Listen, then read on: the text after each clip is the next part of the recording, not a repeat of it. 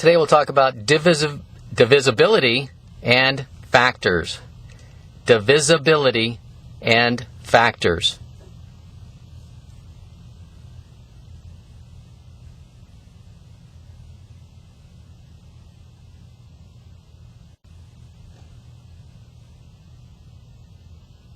Divisible. What does that mean?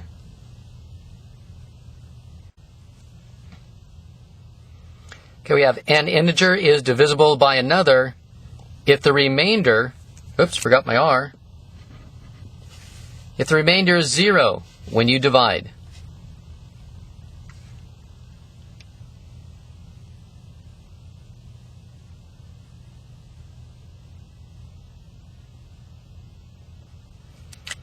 So don't write this, but this is just an example. Again, don't write this. Is 25 divisible by 3? So in other words, is 25 divisible by 3? Top number goes in the box, and you can see that what happens is we have 3 times 8 is 24, and we have a remainder of 1. We have a remainder of 1. So no, the answer is no. It's not divisible by 3 because we have a remainder of 1. If we have a remainder of 0, then it's divisible by 3. Okay, now let's look at some divisibility rules. We can determine if a small number goes into a larger number simply by following some rules. Okay, we're going to look at the rules for 3 and 9. 3 and 9. And the key here is that what we want to do is we want to add the digits. Okay, don't write this, but just take a look at this, see if you can detect the pattern. I wrote the multiples of 3. 3, 6, 9, 12, 15, 18, etc. Now, take a look at this. We have 3, 6, 9, 12. Now, watch what happens. If I add these together, 1 and 2, those digits, 1 and 2, that gives me 3. If I add 1 and 5, that gives me 6. If I add 1 plus 8, that gives me 9. Hey, are you seeing a pattern here? 3, 6, 9, 3, 6, 9. Next, if I add this, 2 plus 1, 3. 2 plus 4, 6. 2 plus 7, 2 plus 7, 9. 3 plus 0, 3. 3 plus 3, 6. 3 plus 6, 9. Okay, so do you notice that if we add the digits, they always end in either a 3, 6, or 9. 3 will go into that number. That's how we detect if 3 will go into a number. Another example, is 3 a factor of this? Is this number divisible by 3? Watch how I do this. Don't write it down. I'm going to add the digits. 4 and 4 is 8. 8 and 7 is 15. Now if I add 1 and 5, 1 and 5 equals 6. Yeah, 3 will go into 447. It will go into there. Because if I add it up, the sum equals 6. So the rule is a number is divisible by 3 if the sum of the digits equals 3, 6, or 9. If the sum of the digits equals 3, 6, or 9.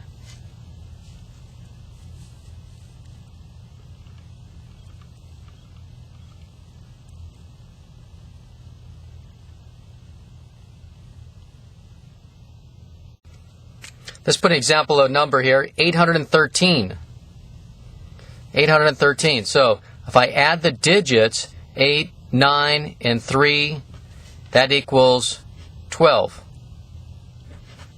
Now I add those digits. 1 plus 2 equals 3. So the answer is yes. Yes, 813 is divisible by 3. 3 is a factor of 813. 3 will go into 813 with no remainders. Okay, let's take a look at a pattern for 9. Don't write this right now, but watch how I do this. If I number 0 through 9, 0, 1, 2, 3, 4, 5, 6, 7, 8, 9, If I number my paper down to 9, and then I go back up 0, 1, 2, 3, 4, 5, 6, 7, 8, 9, you notice that these are all the multiples of 9. Right? 9, 18, 27, 36, 45. These are all multiples of 9. The other thing that's interesting about this is if I add the digits, 1 plus 8, that's 9. 2 plus 7, that's 9. 3 plus 6, 9. 4 and 5, 9. 5 and 4, 9. 6 and 3, 9. 7 and 2, that's also 9. 8 and 1 is also 9. 9 and 0 is also 9. So you notice that if you add the digits, it has to add, if it adds up to 9, 9 will go into that number. 9 will go into that. That number is divisible by 9. 9 is a factor of the number. So the rules for 9 are pretty much like 3, except if the sum of digits equals 9, then 9 will go into it. If the sum of digits equals 9.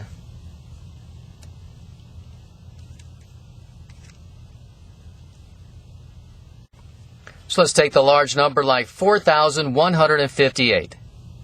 Will 9 go into that evenly? Is this number divisible by 9?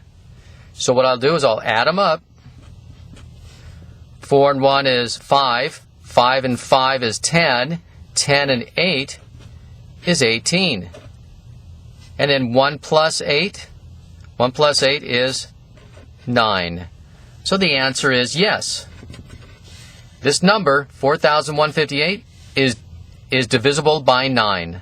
9 is a factor of this number.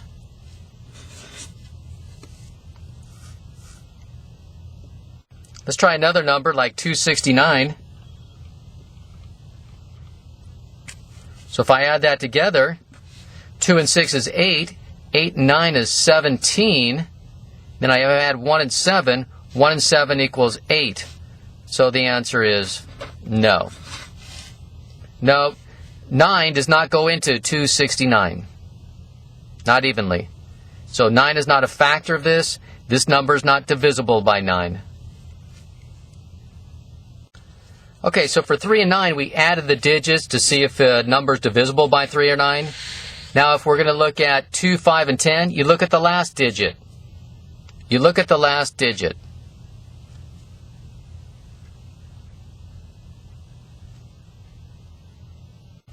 And the rules for 2 is that you look at the very last digit of the number, and if it ends with a 0, 2, 4, 6, or 8, if the last digit is 0, 2, 4, 6, or 8, then 2 is divisible by 2. If it ends with a 0 or 5, then 5 will go into it.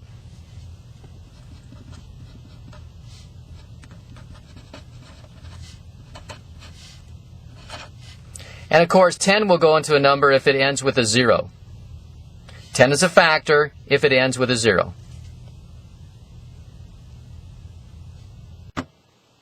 We'll start with the number 365. And we want to know if it's divisible by 2, 5, or 10. Remember, we have to look at the last digit for 2, 5, and 10. And so if I look at the last digit, 5, does 2 go into this number? No, because it has to end in it has to be an even number. So 2 is a no. How about 5? Yes, because it ends in a 5 or a 0. How about a 10? No, because it doesn't end in a 0. Okay, so 365 is divisible by 2. No, it's divisible by only 5, not 2 or 10. Okay, let's try another number. 452.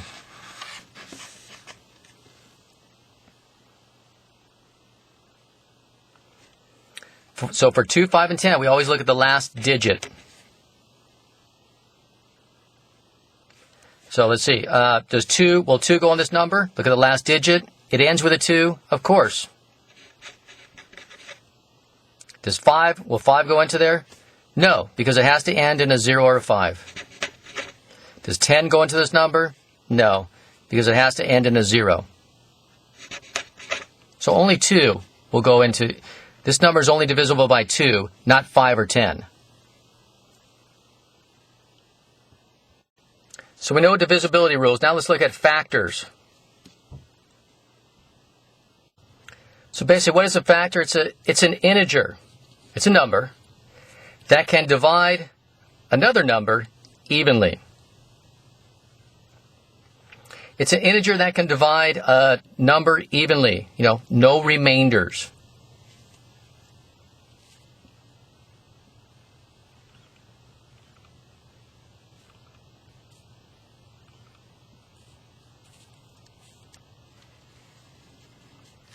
An integer that can divide a number evenly. In other words, no remainders.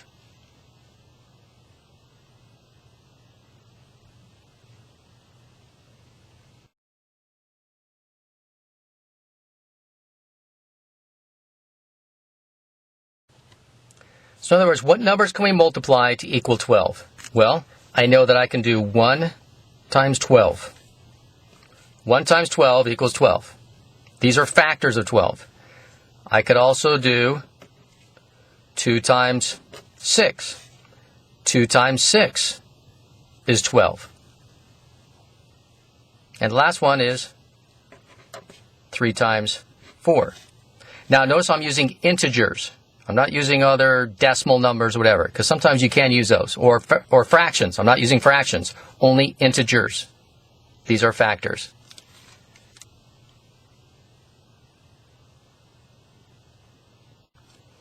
Okay, so in my notes, I'm just going to put number, and I'm going to write over here factors. And we'll do a few examples. Now, if you were to list out the factors for 12, we don't write it this way. You'll see in textbooks and many times on quizzes and tests, they'll ask you to write them in an order. Okay, so what we have is 1, 2, 3, 4, 6, and 12. So for the factors, they would be 1, 2, 3, 4, 6, and 12. So in other words, they want you to put those numbers in order. You can think like this, but when you write it out, you need to write it in order.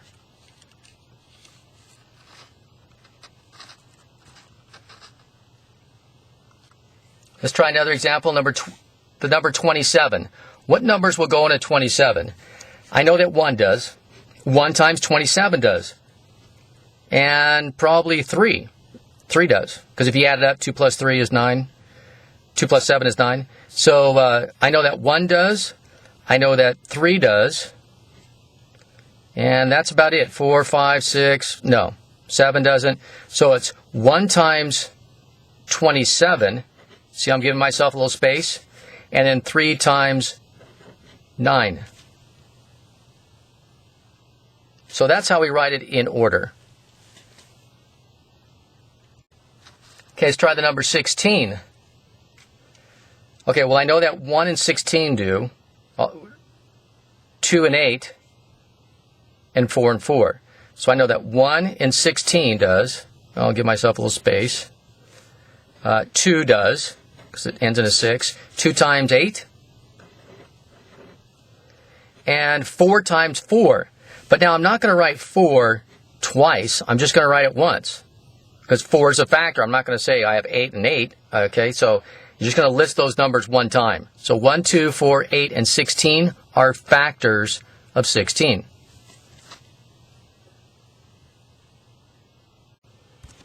Okay, the number 20. Whoops, I made a mistake here. Sorry. That should read 23. 23. Well, you know what? There's nothing else that goes into 23 except 1 and 23. That's it. Matter of fact, that has a special name for that. What kind of number is that? That only 1 in the number goes into it. Are factors. Prime. That's a prime number. So now you know the terms divisibility and factors.